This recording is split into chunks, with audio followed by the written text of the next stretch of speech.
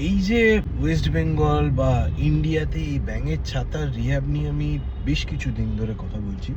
অনেক বাবা মা আমার কাছে সাহায্য চায় যে সঠিক রিহ্যাব কি করে দেবে। আমি আপনাকে একটা ঘটনার উদাহরণ, আপনি আপনার ছেলে বা মেয়েকে টাকা পয়সার বিনিময়ে একটা ডিটক্স বা রিহ্যাবে পাঠালেন। কিছুদিন পরে হঠাৎ করে রাত্রির বেলা আপনার কাছে একটা কল এলো যে আপনারা এক্ষুনি আসুন, আপনার পেশেন্টের শরীরটা ভালো না।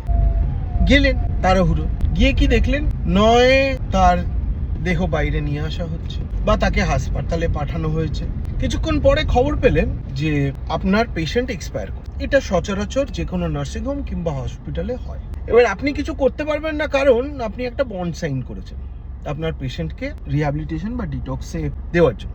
আইনত কিছু করতে পারবেন না। এগুলো হচ্ছে লুপহোলস। আপনি রিহ্যাব বা ডিটক্সের চিকিৎসা ব্যবস্থাকে সেরকমভাবে চ্যালেঞ্জ করতে পারবেন, পুরোটাই লুপহোলের মতো। তো আমি চাই না এরকম শয় ঘটেছে ওয়েস্ট বেঙ্গলে। আমি চাই না এরকম কোনো পরিস্থিতির মধ্যে দিয়ে আর কোনো বাবা মাকে যেতে হোক। রিহ্যাবে দেওয়ার আগে কিছু জিনিস একটুখানি মাথায় রাখা প্রয়োজন, যে যিনি বা যারা সেই রিহ্যাব বা ডিটক্সটি চালাচ্ছেন তারা কতদিন ভালো আছে।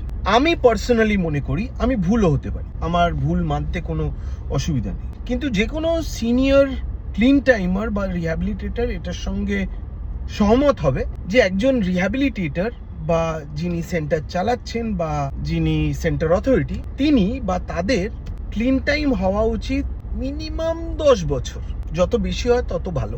সেন্টারেরও বয়স মিনিমাম 7-10 বছর হওয়া উচিত, কারণ পুরনো দোকানের আর কিছু না হোক, একটা জিনিস তো জানবেন যে একটা পুরনো দোকানে গেলে আপনি জানেন যে এই দোকানটা সকাল 10টায় খোলে, রাত্রির 10টায় বন্ধ হয়। পুরনো দোকানের একটা তো এক্সপিরিয়েন্সের দাম আছে।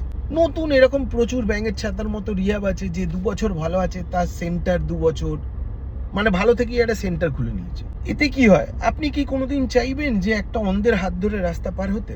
চাইবেন না। ঠিক স্বাভাবিকভাবেই একটু পুরনো, একটুখানি এক্সপিরিয়েন্সড, যাদের ট্রিটমেন্ট সম্পর্কে একটুখানি আইডিয়া আছে, সেই ধরনের রিহ্যাবিলিটেশন সেন্টারে দেওয়াটাই সমীচীন, এটা আমার মনে হয়। মানে অনেক সময় এই রিহ্যাবিলিটেশনটা তো, রিহ্যাবিলিটেশন সেন্টার মানে হচ্ছে একটা খুব স্ক্যাম, খুব বড় একটা স্ক্যাম। শুনতে খারাপ লাগবে কিন্তু এটাই স্ক্যাম। আর যারা আজকের দিনে এই স্ক্যামটার সঙ্গে যুক্ত, তাদের আমার কথা এগুলো একদমই ভাল লাগবে না, কারণ কোনো একটা জায়গায় মনে হবে যে আমি সত্যিটাকে এক্সপোজ করছি। বাট এই এক্সপোজ করাটা দরকার, কারণ এতদিন এই সেন্টারগুলো দেখবেন কোনো এমএলএর সাথে ছবি, তাদের পাড়ার কাউন্সিলরের সাথে ছবি, মিছিলে হাঁটছে, প্রাক্তন শাসক দলের পরিচিত, থানায় সেটিং আছে, এই করে চলে গেছে। আজকে আমরা অনেক কিছুতে সোশ্যাল মিডিয়া নিয়ে কথা বলি। আমি বলবো যে এই সেন্টারে দেওয়ার আগে জিজ্ঞেস করুন, যে সেন্টারে দেখবেন যে 50%-এর ওপরে মেন্টাল হেলথ পেশেন্ট, মেন্টাল হেলথের লাইসেন্স আছে কিনা, একজন এমবিবিএস ডাক্তার সাইকোথেরাপিস্টের জায়গায় কাজ করছে কিনা, একজন প্যারামেডিক আছে কিনা, হঠাৎ করে যদি হার্ট অ্যাটাক হয় কারো, কিভাবে সেই সেন্টার সামলাতে পারে, তারা সেরকমভাবে ইকুইপড কিনা, এই জিনিসগুলোকে ভাবাটা খুব জরুরি। অর্ধেক সেন্টারের কাছে মেন্টাল হেলথের লাইসেন্স নেই। একটা 1000 স্কোয়ার ফিটের জায়গার ভেতরে ক্র্যাম্পড আপ স্পেসে 40 জনকে ঢুকিয়ে দেওয়া হচ্ছে। আমি বলছি না রিহ্যাবকে হোটেলের মতো হতে হবে, কিন্তু যে ট্রিটমেন্ট প্রসিজারে যে চিকিৎসা ব্যবস্থাটা হয়ে উঠেছে এতদিন, সেটা একদমই ঠিক না। এটার দিকে যত তাড়াতাড়ি সেন্ট্রাল গভর্নমেন্ট, স্টেট গভর্নমেন্ট নজর দেবে তত ভালো। না হলে এটা যে কি আকার ধারণ করবে, এক একজন তো পয়সা কামিয়ে বেরিয়ে যাচ্ছে, কিন্তু বৃহত্তর স্বার্থে সমাজের ভালো করতে গিয়ে এরা যে সমাজের কত বড় ক্ষতি করছে, এদেরও কোনো আইডিয়া নেই। প্রত্যেকটা রিহ্যাব, 80% রিহ্যাব হচ্ছে স্বার্থপর ব্যবসা, স্ক্যাম। শুনতে খুব খারাপ লাগবে, এটাই সত্যি। আমি বহুদিন ধরে চেষ্টা করছি সেলফ ফান্ডেড একটা, আমার যদি কথাগুলোকে কারো চ্যালেঞ্জ করার ইচ্ছে হয়, আমার 10টা সেট অফ কোয়েশ্চেন্স আছে আর একটা ভিডিও ক্রু আছে। আমি তার, যদি কেউ চ্যালেঞ্জ করতে চায়, সেই রিহ্যাবে গিয়ে এই 10টা কোয়েশ্চেন্স অন ক্যামেরা আমি একটা ভিডিও ফুটেজ জোগাড় করতে চাই। আমার মনে হয় না খুব বেশিরভাগ রিহ্যাব এটার সঙ্গে এগ্রি করবে। যাই হোক, বাট বহুদিন ধরেই আমি একটা ডকুমেন্টারি প্ল্যান করছি যে ওয়েস্ট বেঙ্গল শহরে নেশার প্রকট কিভাবে লাস্ট 30 বছরে বেড়েছে, কিভাবে রিকভারি হচ্ছে, কত পার্সেন্ট রিকভারিতে থাকে, আর এই রিহ্যাব আর ডিটক্সের নামে যে স্ক্যামটা চলছে ওয়েস্ট বেঙ্গলে, এটার উপর। যাই হোক, এটা আমি তো করবো নেক্সট 3-4 মাসে। আমার শ্যুট করার ইচ্ছে আছে এই ডকুমেন্টারিটা।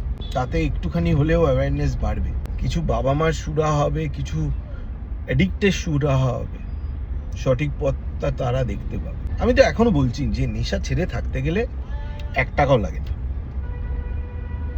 মানে টাকা দিতে হয় না। যারা সেন্টার ওরিয়েন্টেড রিকভারিতে বিশ্বাসী তাদের রিকভারিটাকে ঠিক রিকভারি বলে আমি মনে করি না, কারণ তাদেরকে যদি 10টা সমাজের বিভিন্ন সাধারণ মানুষের ভেতরে ফেলে দিই, তারা out of the place feel করবে। তো রিকভারিটা শুরু হয় তালাচাবির বাইরে। যত স্ট্রাগল করবেন বাইরের দুনিয়ায়, সেটা আপনাকে শক্ত করবে, আপনাকে সমাজের মূল স্রোতে ফিরতে সাহায্য করবে। আমি কারোর ফিনান্সিয়াল সাকসেসকে সাকসেস বলছি না। আমার কাছে তো হিরো সেই যে রানীকুটি থেকে গড়িয়া অটো চালায় আর নেশা ছেড়ে ভালো থাকার মূল স্রোতে চেষ্টা করছে, সে সমাজের মূল স্রোত। আমার কাছে সে হিরো না যে একজন সেন্ট্রাল অথরিটি 80টা পেশেন্ট রেখে মাসে 2.5 লাখ টাকা কামিয়ে একটা দামি গাড়ি চলছে, সেন্টারের ভেতরে জুয়া খেলছে। That's not what recovery is. শুনতে খারাপ লাগবে, কিন্তু এটাই সত্যি। বহু ঘটনা আমি চোখের সামনে দেখেছি। সেন্টার অথরিটি রিল্যাপসে সেন্টারের ভেতরে মাদকের ব্যবসা করছে, নিজে মাদক ছেড়ে উঠতে পারছে না, কিন্তু বাইরের দুনিয়ায় একটা সাইনবোর্ড লাগিয়ে রেখেছে এটা একটা রিহ্যাবিলিটেশন সেন্টার, কিন্তু আদতে রিল্যাপসে রয়েছে, নিজে নেশা করছে। এরকম বহু উদাহরণ আমার কাছে আছে।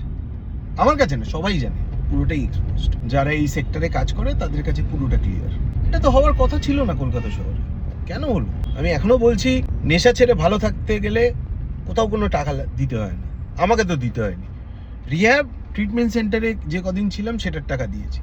বাইরের দুনিয়ায় ভালো থাকতে গেলে কোনো টাকা দিতে হয় না। আপনি হাঁটার চেষ্টা করবেন, হোঁচট খাবেন, পড়বেন, আবার এটাই তো জীবন। আমি আজকের দিনে 19 বছরেও স্ট্রাগল করছি, বাট এই স্ট্রাগলটাকেই তো আমি ভালোবেসে আজকের দিনে ভালো আছি।